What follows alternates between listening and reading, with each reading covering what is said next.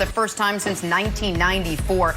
Bill Belichick was at the helm at that point. Steelers are 4-0 for the first time since 1979. Nick, that was like 10 years before I was born. Head coach Mike Tomlin ready for a battle in the Burgh. Delivered this, Tomlin. You know what? Don't even do the math. Just trust me. Tomlin said, we love being in the kitchen, and AFC North fall is in the kitchen. It's hot in the North. Let's just keep talking sports. Tomlin, not kidding around, he just crowded at the top of the AFC North. Pittsburgh, Baltimore, look at that. Cleveland, all with 4 wins. When was the last time we saw that? Which makes Sunday's game even bigger. Greg Jennings is back with us. Greg, which team do you think more likely to dethrone the Ravens as AFC North champs? The Cleveland Browns or the Pittsburgh Steelers? Be careful. This is a tough question. This is a tough question. And for me... That's why we asked this. Not. when I look at the Cleveland Browns, as much as I like this team, I'm going to go with the Cleveland Browns. And this is why. Oh, yes! I'm going to go with the Cleveland Browns because everybody's excited about how many passing yards per game these quarterbacks and the numbers that are being put up. This team knows who they are. They run the football. They possess the game. We heard Mike Tomlin say it. And they play sound enough defense, and they get the ball back to an offense that already holds on to the ball pretty well. So when you look at that combination, when you talk about complementary play, that's what the Cleveland Browns have been doing. Everybody has been all enamored and been ingratiated in how many numbers quarterbacks and passing games have been putting up. The Cleveland Browns are like, look, we haven't gotten there yet. We haven't checked that box, but we know who we are. And the Ravens, they're at the top of when it comes to running the football and stopping the run. So is Cleveland. And the Pittsburgh Steelers are right there, too. So this is a great division, and they all understand who they are. Well, not all of them yet, because the Bengals are left out there by themselves. But these 3 teams, the Steelers, the Ravens, and the Cleveland Browns, they know who they are right now. Greg, brother, you're one of my all-time favorite wide receivers. You, here we go. Derek Mason, Brandon Stokely, Jason Avant. Like, there's some names that people just don't talk about when we talk about the wide receiver position. I'm taking your jersey down. That was, I'm sorry, bro. It's like you just picked the Cleveland Browns.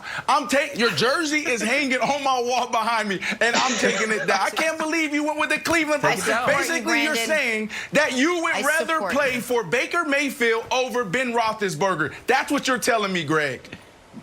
That is not what I'm telling you. No, that's not what he's saying. This was not about me. He's saying... Right. And Greg, you're also saying that, tell me if I'm wrong, even if you think Ben is better right now than Baker, the rest of the Browns team knows what they are and can function at a higher level. Like, this is not it's not an anti-Steelers take, Brandon, to say the answer is Cleveland. Cleveland got annihilated, got their teeth kicked in by Baltimore. Since then, they're averaging 38 points per game, and they might have the best pass rusher against in terrible the entire teams. NFL. Well, Indy wasn't a terrible team, against Brandon. Terrible teams. Indy and the number. Combined Indy wasn't no terrible team. Hold on, Indy wasn't no terrible team. Number 1 defense in football. Not a terrible team, but their flowers.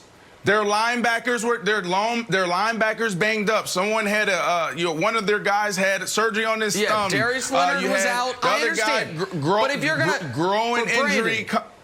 Sure, that's fine. But if you're going to play the terrible team card that the opposition's been no good, your answer can't be the Steelers, whose 4 wins have come against teams with a combined 3 wins themselves. They've played the worst schedule of any team in the league so far. Yeah. Okay, this is why I'm picking the Steelers. And you're correct there, right? That's a fact. But here's also a fact. The Steelers' identity hasn't changed in 25 years. They do the same thing on defense, the same thing on offense that they were doing 25 years ago. And that's what makes the Steelers great. Now you insert a healthy Ben Roethlisberger. He's playing really good. Connor is averaging 5 yards a carry. They're a power O running offense. You got young receivers emerging. You just saw what the young kid Claypool just did. And then on the defensive side, they're third in the league in defense, and they're number 1 in sacks. And that's why I'm picking the Pittsburgh Steelers. They got their work cut out for them because they're going against Lamar Jackson and the Baltimore Ravens, who obviously is really good. But I'm leaning on the Pittsburgh Steelers here. Okay, Brandon, we talk about the offensive line. Let's just talk about Myles Garrett. I think Myles Garrett ends up deciding this game. He's tied with Aaron Donald for the lead in quarterback pressures with 33. Not even talking about the other media narrative that I think he has something to prove here. So, Greg, do you think in the battle between the Pittsburgh offensive line and Myles Garrett, I think Myles Garrett has more to prove than anyone on this field right now, that he's still mad at the Steelers and he wants to get to Ben Roethlisberger. I think he's going to be a problem on Sunday. Wild, you bring up a fascinating point. Anytime a player feels like they were wronged, even though we see this footage and we know he was wrong for the reaction, period. Brutal. Doesn't matter what was said, how it was said, the reaction, it was gruesome. It should not have ever taken place. He understands that. However, he wants to take it out on every single one of those offensive players. Look at what he's looking at. We're seeing this. He's seeing it as well. Like, he remembers that. He will always be reminded of that. And he will always have an extra something that motivates him, that gets him excited about trying to annihilate this offensive line and get to Ben Roethlisberger. And we're talking about a Myles Garrett that doesn't need any extra incentives to get to a quarterback because he does it better than a lot of guys in the league.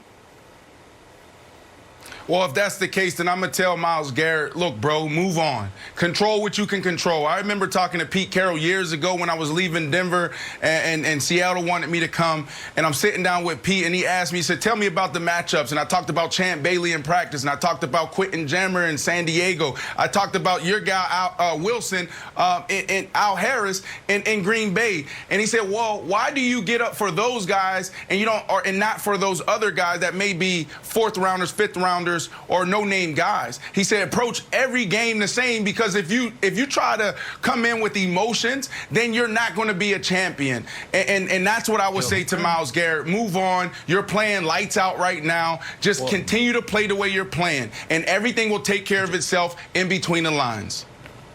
And Jenna, no matter who he's playing against, Myles Garrett is one of the 15 best players of any position in the entire league. Post-rookie season, I agree. He is averaging 1 sack a game with 8 forced fumbles in 30 games. He's unbelievable, and I agree with Wilds. He could decide the game, Jenna.